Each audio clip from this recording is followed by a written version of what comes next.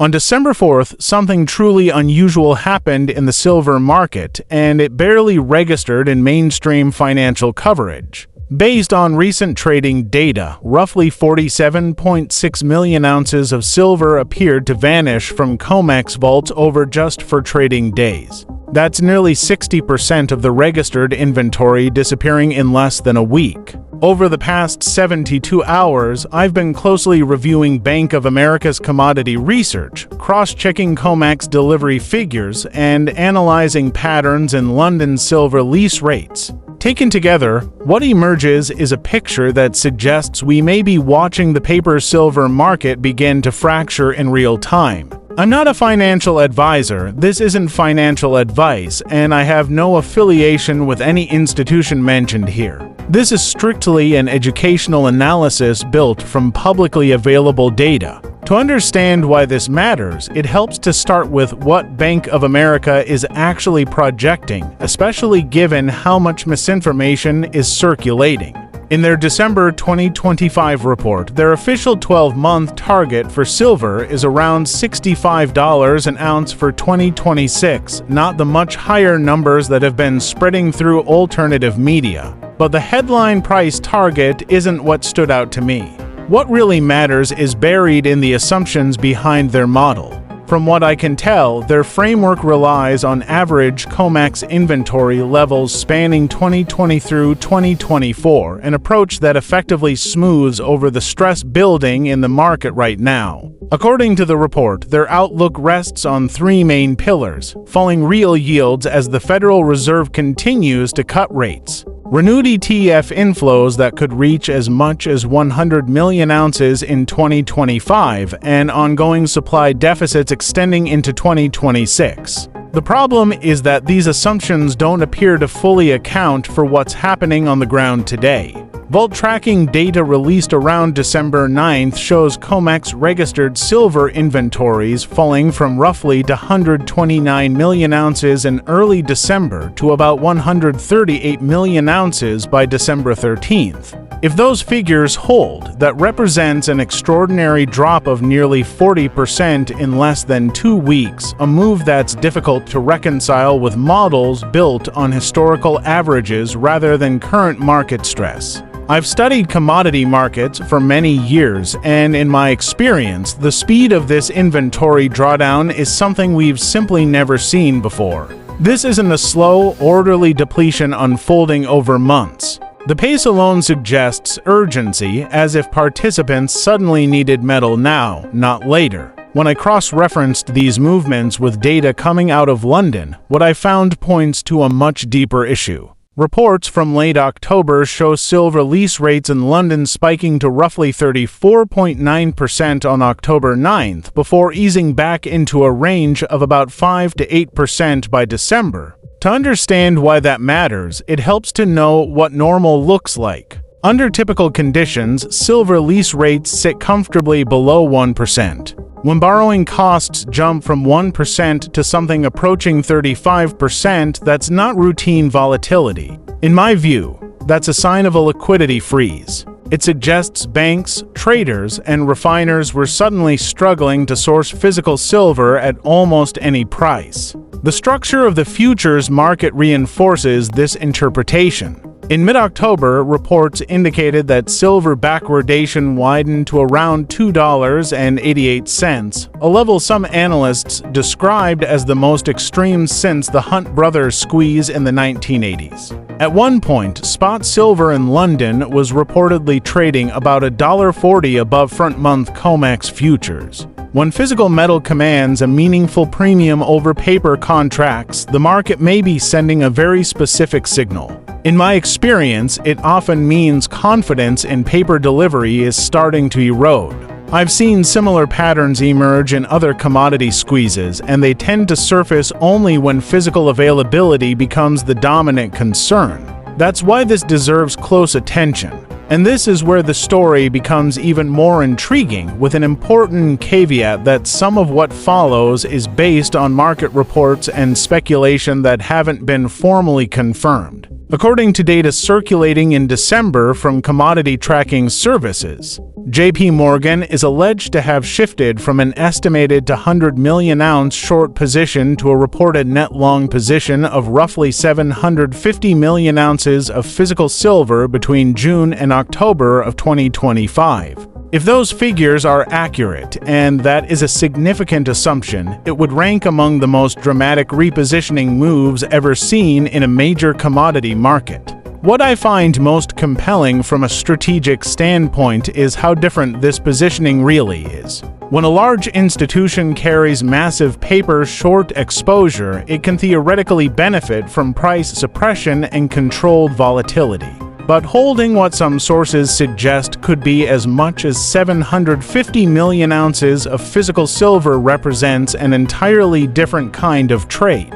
Physical ownership typically benefits from rising prices and tightening supply, not from keeping prices contained. That contrast alone raises important questions. Research from precious metals dealers now suggests that JP Morgan's COMEX warehouse may hold close to 50% of all deliverable silver on the exchange. The question I keep coming back to is simple but critical. What changed? And perhaps even more importantly, what do they see coming that the broader market hasn't fully priced in yet? The near-term implications are already starting to show up, and this is where my concern really grows. Industrial buyers may now be competing head-to-head with investors for a physical supply that appears to be shrinking. According to projections from the Silver Institute, industrial demand alone could reach around 1.2 billion ounces in 2025, while global mine supply is estimated at roughly 813 million ounces per year.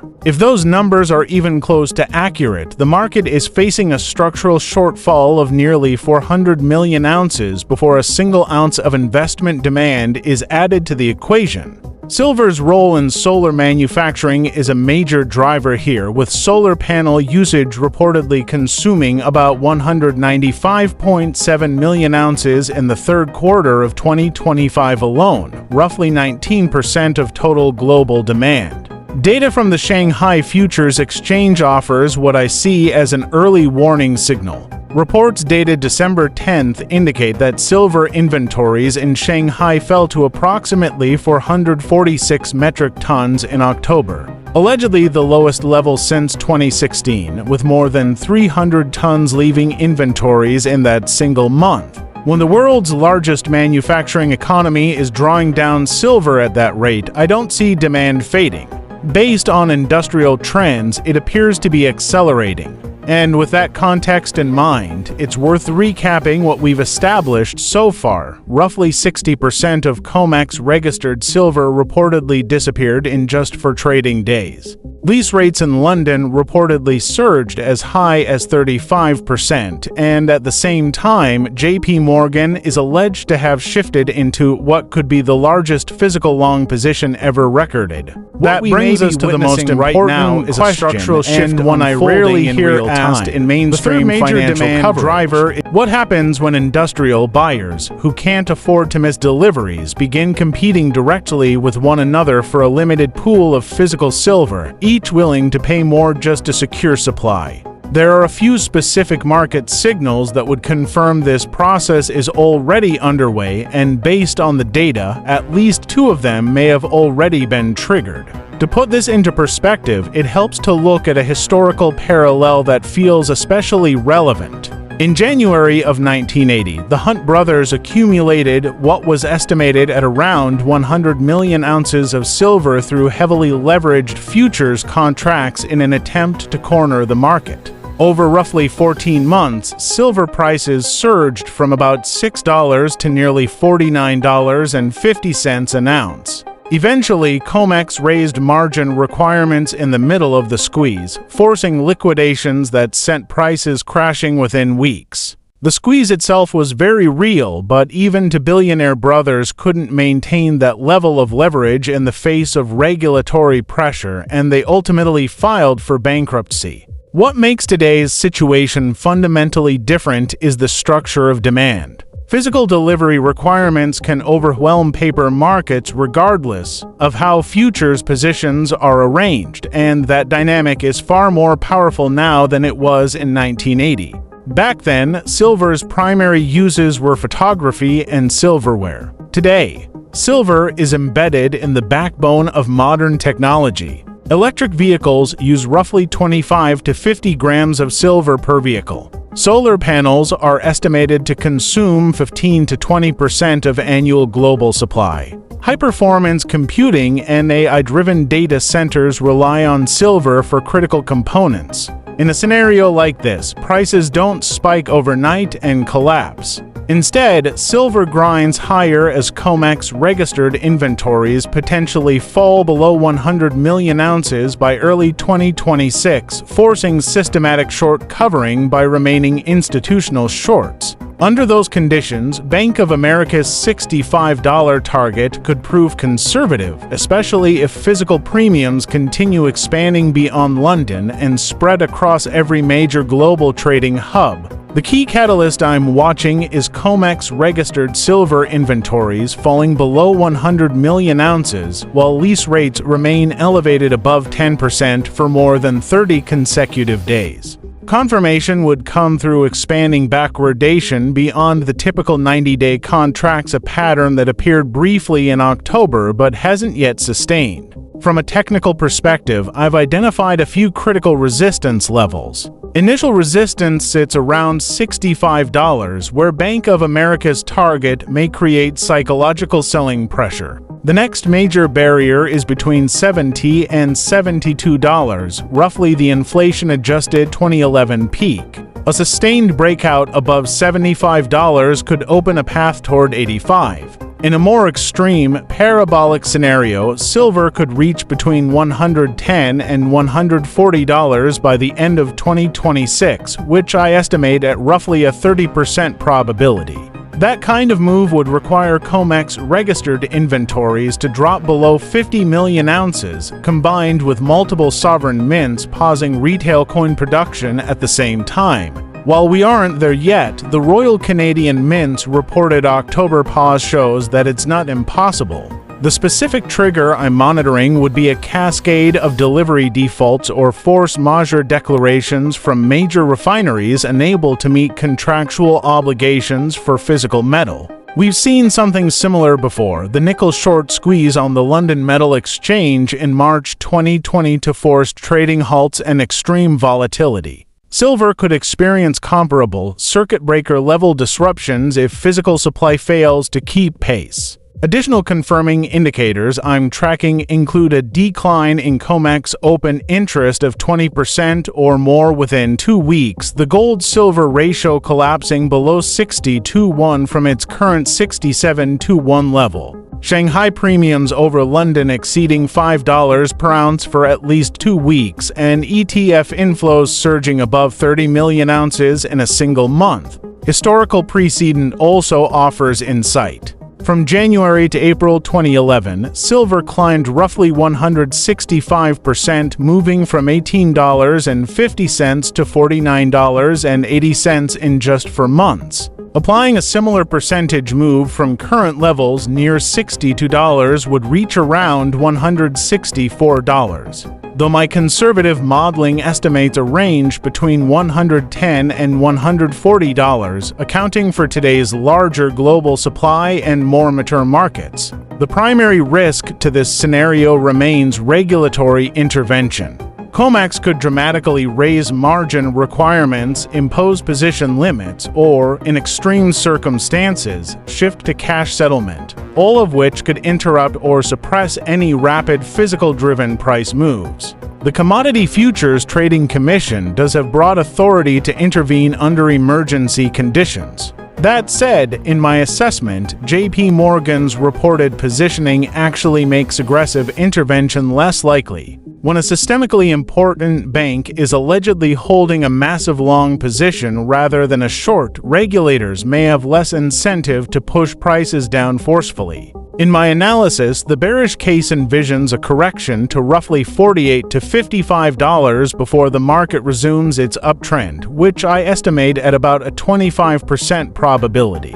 Silver's gains of roughly 103% year-to-date in 2025 have pushed it into what technical analysts would consider overextended territory. The 14-day relative strength index has breached 70 multiple times in recent weeks, signaling potential overbought conditions. The catalysts I'm watching for a correction include a Federal Reserve pivot that is more hawkish than expected, raising real interest rates above 2%. That would strengthen the dollar and increase the opportunity cost of holding non-yielding silver. Another potential trigger could be a faster-than-expected slowdown in industrial demand if global manufacturing moves into recession in early 2026. There are specific warning signs I'm monitoring: the gold-silver ratio climbing back above 75-1, COMEX registered inventories unexpectedly rising by 20 million ounces or more, ETF outflows exceeding 15 million ounces in a single week, or backwardation flipping back into a contango structure. From a technical standpoint, key support levels are equally important. Initial support lies around $55 to $57, where recent consolidation occurred, while major support sits between $48 and $50, roughly the October 2025 breakout level. A sustained drop below $48 would effectively invalidate the entire bullish thesis. While I view this scenario as the least likely given the physical market dynamics currently unfolding, it remains possible if paper market pressures temporarily reassert themselves over physical fundamentals. Historical precedent reinforces this view. In May 2011, silver corrected about 35%, falling from $49 to $32 before resuming its uptrend. Applying a similar move from current levels near $62 would suggest a drop toward $40. Though my more conservative model anticipates a correction to roughly $48 to $55, reflecting what I see as stronger underlying fundamentals in today's market. In my framework, COMEX registered inventories serve as a primary signal. Levels dropping below 50 million ounces would suggest that Scenario 2 conditions are coming into play, while readings above 160 million ounces could indicate a potential Scenario 3 correction. I monitor this every Monday and Thursday immediately after warehouse reports are updated. Historically, sustained declines below 100 million ounces have often preceded significant rallies within roughly 90 days. Another key indicator is silver lease rates over a one-month period, which can be tracked on kitco.com, with Bloomberg terminal subscribers able to access real-time data. In early December, the annualized reading sat around 5 to 8%, down from the October 9th peak of 34.9%. Based on historical patterns, sustained readings above 10% for 30 consecutive days tend to signal escalating physical shortages, while levels above 20% suggest extreme stress similar to that October spike. Conversely, readings below 3% often indicate normalization and a potential correction. During volatile periods, I recommend daily monitoring, though weekly checks are usually sufficient otherwise. A third critical metric is the London COMEX spread and backwardation depth. By comparing Kitco London spot silver prices to CME front-month futures settlement prices, you can gauge market stress. In early December, the spread showed minor backwardation of roughly 5 to 15 cents. My thresholds are more telling: a spot premium over futures exceeding $1 and sustained for 14 days or more typically confirms a tightening physical market, while spreads above $2 have historically preceded major rallies within 60 days. If contango returns with futures pricing more than 50 cents above spot, it would suggest that a Scenario 3 correction may be developing. I check this indicator daily. The fourth factor one track is Shanghai Futures Exchange inventory levels reported through various commodity and macro data services. October readings showed approximately 446 tons, the lowest since 2016. My analytical thresholds suggest that a drop below 400 tons would confirm that Asian physical shortages may be spreading, while a rapid increase above 600 tons would indicate weakening demand from China. I update this weekly, every Friday China time, and pay close attention to month-over-month changes exceeding 10%. Bringing this all together, my framework confirms Scenario 1 when COMEX inventories and lease rates both cross their critical thresholds, while backwardation shows moderate levels sustaining. This combination of indicators gives a clear picture of rising physical stress without yet triggering extreme, parabolic conditions. Scenario 2 in my framework only triggers when all four indicators hit extreme readings at the same time. Scenario 3 becomes more probable if COMEX inventories and Shanghai stocks reverse sharply while lease rates normalize below 3%. Looking ahead, I've identified key dates for the next major inflection points. January 15, 2026 marks the end of the COMEX delivery period, which should clarify whether December's dramatic vault drawdown was a temporary repositioning or evidence of sustained physical demand. Around February 17, 2026, the February FOMC meeting provides the next monetary policy catalyst. By mid-April 2026, first-quarter industrial demand data from the Silver Institute is expected, which will confirm or challenge the view of ongoing industrial consumption at elevated prices.